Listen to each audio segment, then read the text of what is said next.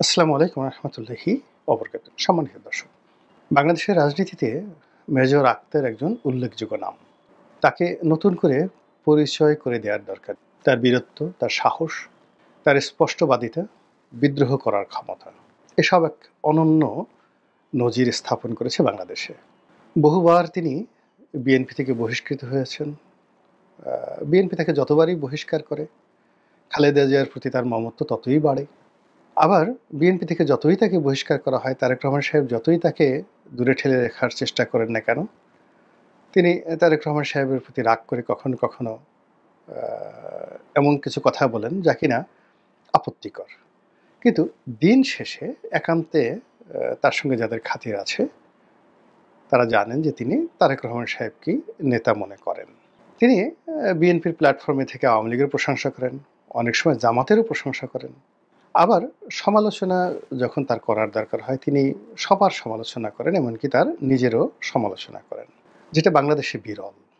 এই জন্য তিনি আলোচিত নন, তার সঙ্গে সঙ্গে সমালোচিত এবং একই সঙ্গে বিতর্কিত। আমি তার নির্বাচন এলাকায় গিয়েছি, অসম্ভব জনপ্রিয়। আবার সেখানে তার প্রতিপক্ষের নিকট তিনি অনেকটা জম, একেবারে জমের মতো তাকে ভয় পায়। লম্বা শরীর, মেজাজ গরম। তার ডাকনাম হলো রঞ্জন, মেজর রঞ্জন। এবং খুব যুবক বয়সে তিনি যখন কিশোরগঞ্জের এমপি হলেন, মেজর রঞ্জন যখন এমপি হলেন, ওটা একটা দেখার মতো দৃশ্য ছিল। ক্যাপ পরে ঘোরাফেরা করতেন, আর্মির একটা ভাবসাব আছে। এবং ওই যে তার যে এলাকা, ওটা একটা ডাকাতের এলাকা, চোরের এলাকা। তো সব এলাকাতে, ডাকাত চোরের এলাকাতে খুব দুর্ধর্ষ দিনে দুপুরে মানে ট্রেন ডাকাতি হয়।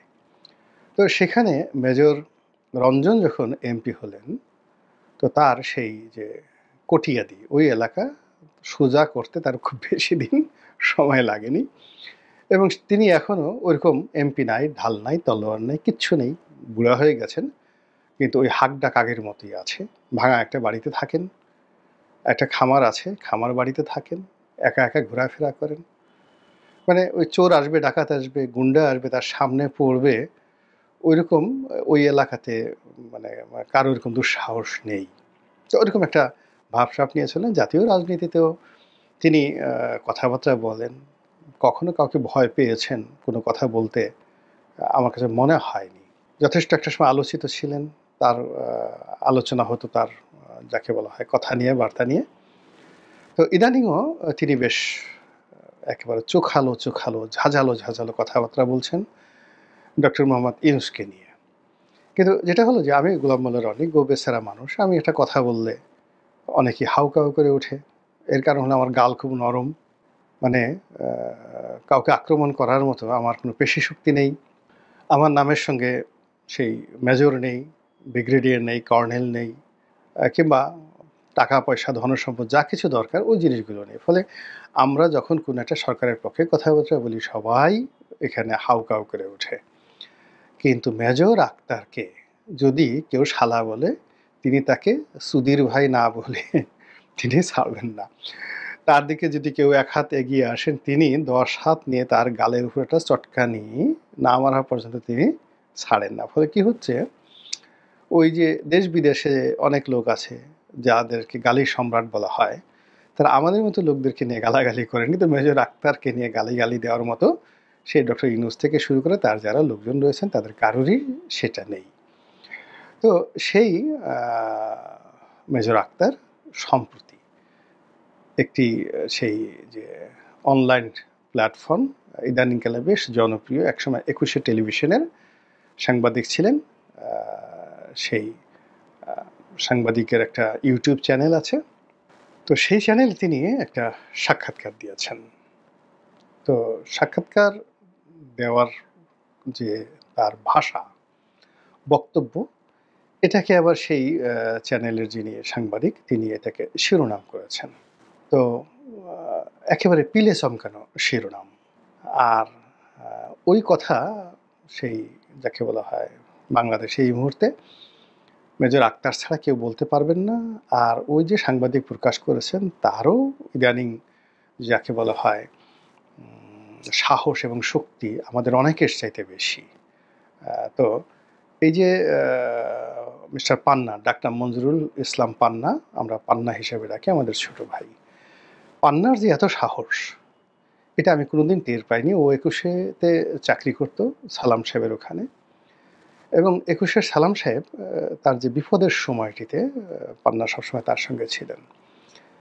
সালাম সাহেব যখন গ্রেপ্তার হলেন আ সেই আওয়ামী লীগের দ্বারা, তখন বাংলাদেশে আসলে তার পক্ষে কেউ কথা বলেনি।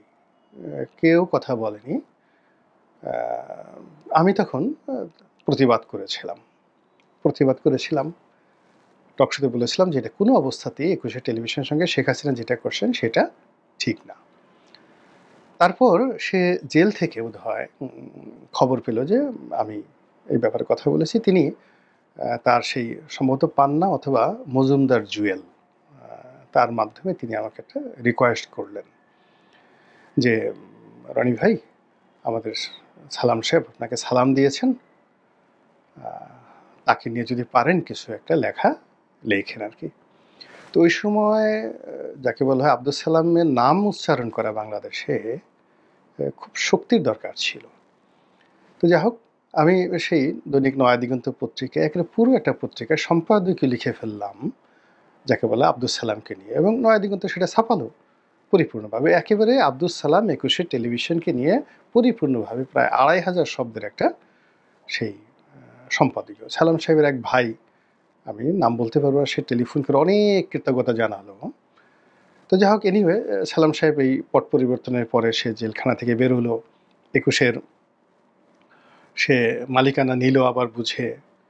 আ পান্না সেখানে হঠাৎ করে চাকরি হারিয়ে ফেলল। কেন হারালো আমি পান্নার সাথে কথা হয়নি।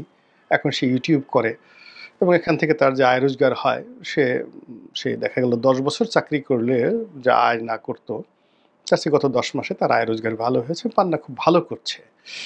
সব দিক থেকে পান্না ভালো করছে। তো সেই পান্নার যে সাহস, তার সঙ্গে, সঙ্গে আবার এই মেজর আক্তারের যে সাহস একত্র হয়ে গেছে। তো পান্নার ইউটিউব চ্যানেলে তিনি যেটা বলেছেন যে, আওয়ামী লীগ এত সোজা জিনিস নয়।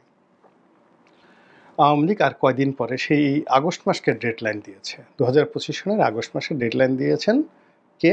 মেজর আক্তার। যে আগস্ট মাসে থেকে আওয়ামী লীগ খেলা শুরু করবে এবং ঘোষণা দিয়ে খেলা শুরু করবে। আজান দিয়ে খেলা শুরু করবে। আজান মানে আহ্বান দিয়ে। আসো আমার সঙ্গে খেলো।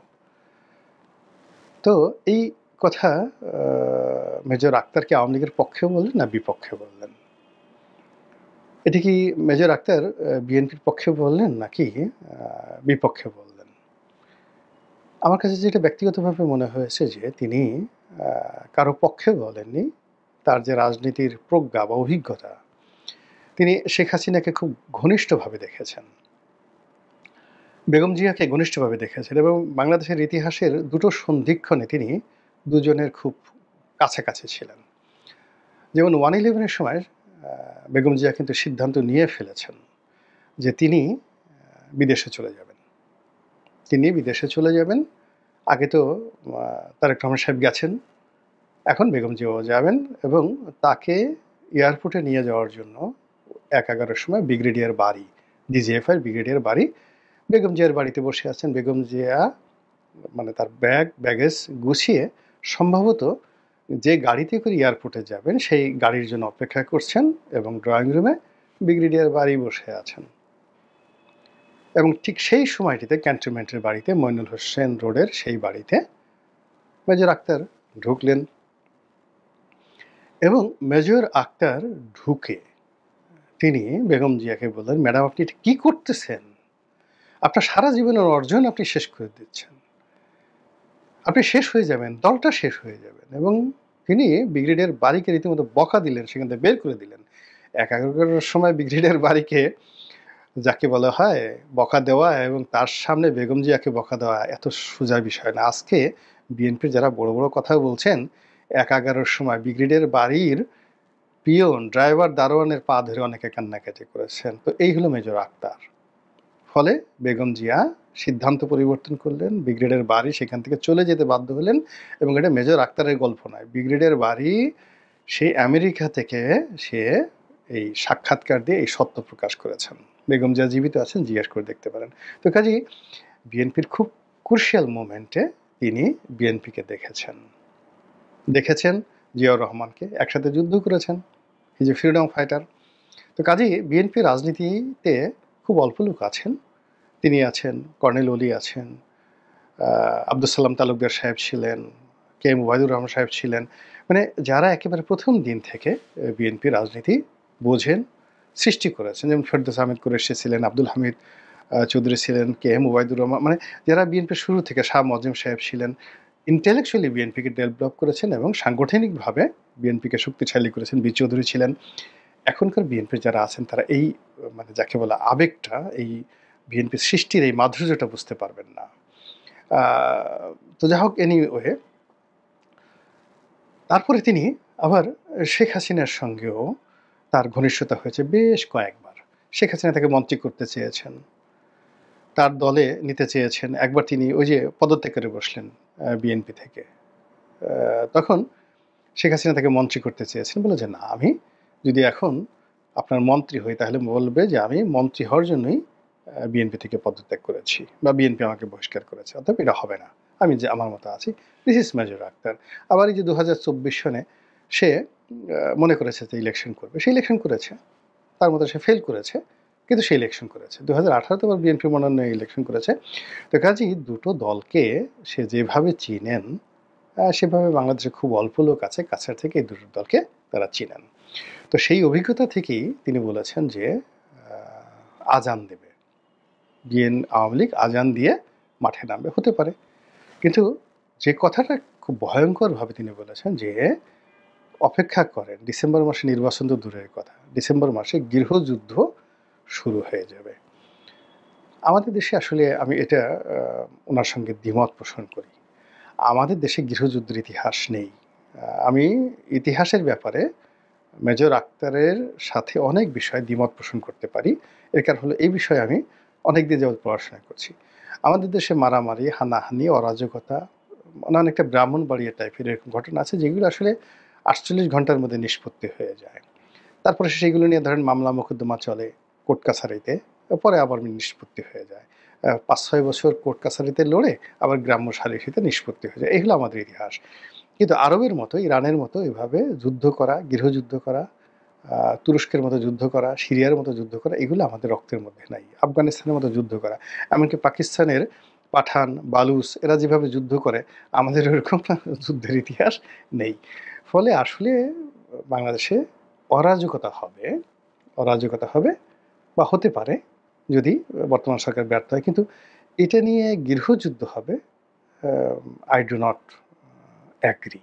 তো সেক্ষেত্রে আমি যে শিরোনামটি ব্যবহার করেছি যে মেজর আক্তার কি পাগল হয়ে গেলেন কিনা, এটা আমার কথা না। মেজর আক্তারকে বিএনপির বেশিরভাগ লোকই পাগলা আক্তার বলে, পাগল বলেন।